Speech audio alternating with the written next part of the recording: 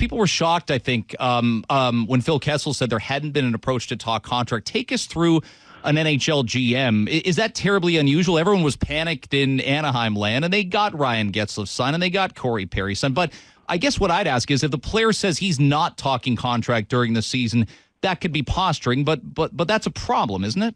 Not necessarily. I mean, there's a couple ways looking at it. First of all, Tyler Bozak didn't talk during the season, and he was a player that wanted to play in Toronto. If the player wants to play in the city that he's playing in currently, he can usually find a way of getting a deal done. Secondly, we're not anywhere near the start of the season. So, the contract negotiations for a player like Phil, if they take place at all, shouldn't take that long. In your job, you have to think short-term and long-term, but safe to say, this player's so good for you. You have to extend him or you have to trade him. He might be your most valuable asset, and you can't risk him walking for nothing at the end of the year, can you? Well, you can. I think it's probably the least positive outcome.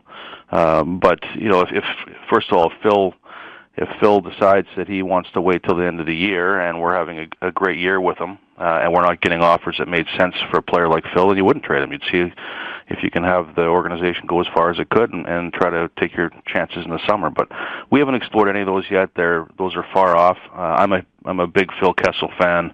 I think he's a much better two-way player than people give him credit for. Yes. Yeah. I think he came around last year in a lot of different ways. I think because of his personality, some people think that he's standoffish, when in fact I think he's one of the brighter spots in our dressing room. So it's definitely not a case where there's any conflict between management and player. I think we're both happy with each other.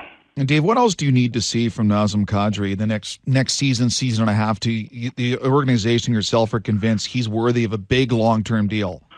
Well, if Naz becomes a player that we think he can be and the player that he thinks he can be, then he's going to be a very wealthy man. But his body of work is pretty small.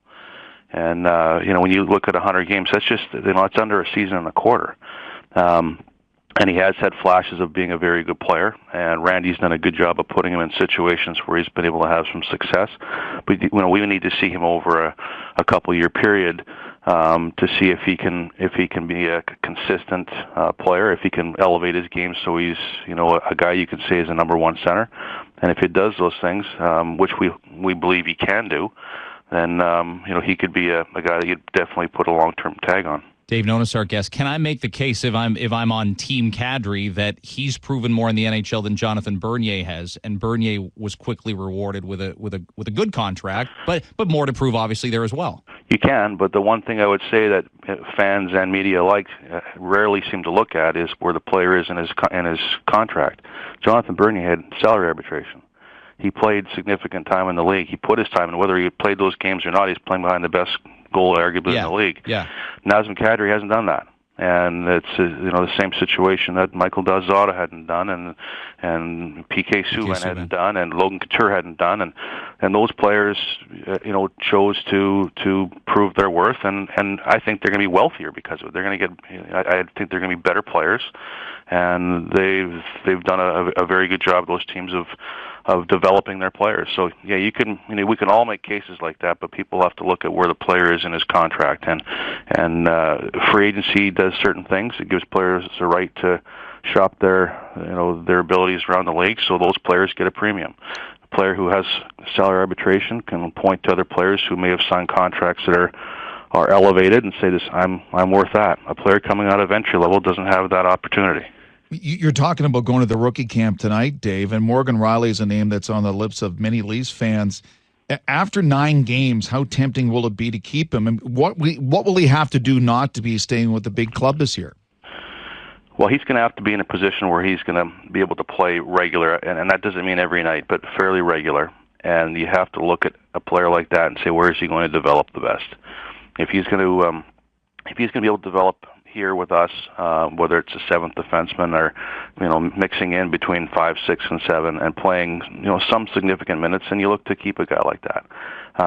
There's no reason to send a player back just because he's on an entry level or because you can send him back if in fact he can contribute and he's going to develop here as opposed to going back to junior. Dave Nonis kind enough to join us on Brady and Lang. I maybe it's me. I find it rare a team has considerable success. Your team has a lot on the roster that could make it successful, but it's tough to have it without knowing who your number one goalie is. You made a really great trade for Roberto Luongo, and everybody breathed easier knowing who the number one goalie was. Right now, I guess there's no decisive number one goalie. Are you hoping your coach picks one before the start of the season, and it's not sort of a win and you're in mentality for the vast majority of the year? Are you hoping somebody grabs the job? Yeah, I think the last thing you said is what I hope. I hope someone grabs the job. I don't hope our coach picks one. I think that what we want to have happen is that one of these guys steps forward and really takes control. I believe it's going to be a fairly even split, to be honest with you. I think they're both quality guys. They're going to see a lot of games, and I think they're both going to go on runs that are going to make Randy keep them in the net for quite some time. But at some point, with two goalies like this, one generally comes to the top. But I think it's a good situation where they're going to push each other, and they're both good people. It's not one where there's any kind of animosity or there's going to be a situation where there's jealousy about who's playing. I think they're both quality guys, and they're both capable. Where do your negotiations stand right now, Dave, with Cody Franson? We've made Cody an offer. We've talked to his agent over the last couple of days, and we'll continue to do that as we get closer to camp. Jake Gardner's a player, and yeah, it's probably fans and it's probably media. And we don't see things you see or Randy sees, but fans want to see more of him last year. You're no stranger to that logic. Do you think we're past some of the things that would have kept him out of the lineup? There was a maturity late in the season in the playoffs, even though he was a scratch for game one of the playoffs, where he is playing a very notable amount of minutes for your team because of what he brings. Yeah, I think we'll see more of Jake this year. I mean, first of all, I think we would have seen more of Jake last year if it wasn't for the injury. And for whatever reason, I don't blame anybody, particularly I don't blame Jake, mm-hmm. But there was he was hesitant in his play. And if you saw him play, whether it was with the Marlies or even the games he had with us, it wasn't the same player that we saw against the Boston Bruins. And I think that Jake, for whatever reason, decided that he wasn't going to let anything bother him, whatever was, whether it was pressure from above or whether it was pressure he put on himself, he shed that and became the player that he was the year before. So there isn't any reason to think that he's not going to do that. I know that the coaching staff feels he's going to eat up regular minutes. He looks like he's, by all accounts, prepared to do that. And when he plays like he played in the postseason, he's a very dangerous player. The one thing he did do in the postseason was he was committed to playing better in his own end. I mean, Jake's never going to be a shutdown guy, but he was tougher to play against a pretty heavy team, and he has to do that. It's not going to be all about offense. He has to play well on his own end. What is it about the makeup of this year's Leafs team, Dave, that excites you the most? Well, I think we're going to be able to score some goals. We've got some offense. I think our power play will be a situation that there are going to be guys moving in and out. There's not one set first unit, but I think Randy's got some options there. I think our goaltending depth is something we're happy about, and I think we're going to be really hard to play against. I mean, the days of coming in here and taking 2 points and leaving easily, I think, are over. I think we're much more competitive, but there's a lot of work left to do, too. We're still going to be one of the youngest teams in the league. I still want to see some players push from the Marlies to make our team. I think that was something that helped us last year, should help us again this year if we can get some young players into the lineup. And we still need to improve. I mean, we made some significant strides, but we're not where we need to be if we want to have a chance to win. Two things on Dion Phaneuf, and then we'll let you go, and we appreciate the time. One, where it's at with him, Dion Phaneuf, I guess right now, unlike Phil Kessel, says he's more than open to talk contract negotiation and contract extension through the season. And would you like to see him pair with a regular partner? He moved around a lot with different guys, Koska, Gunnarsson, Holzer on a couple nights. Are you hoping there's a good 1-2 punch on the blue line and a guy Dion gets really comfortable playing with? Yeah, I think that Dion, he benefits from having a partner he's used to playing with. Some of the flipping last year was due to injuries. Some of it was due to Jake and in and out a little bit. But I think you're right. If that can happen, it would help him. He gets settled, I think, with somebody, and he's a kind of a player that once he learns who he's playing with and the reads, it helps him.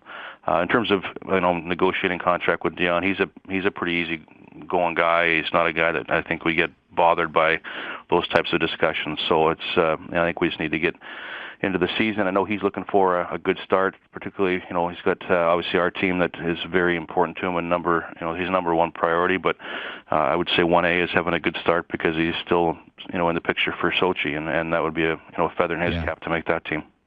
I look at him. Does he get a bad rap in this town, Dave? I look at him. I've seen his leadership grow. I've seen his maturity grow.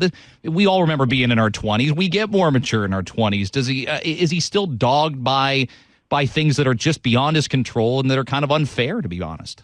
I think so. He was a pretty young player coming in here. I think we think that he wasn't because he started so young, but Dion has done a good job here. He cares about this community. He cares about his team and his teammates.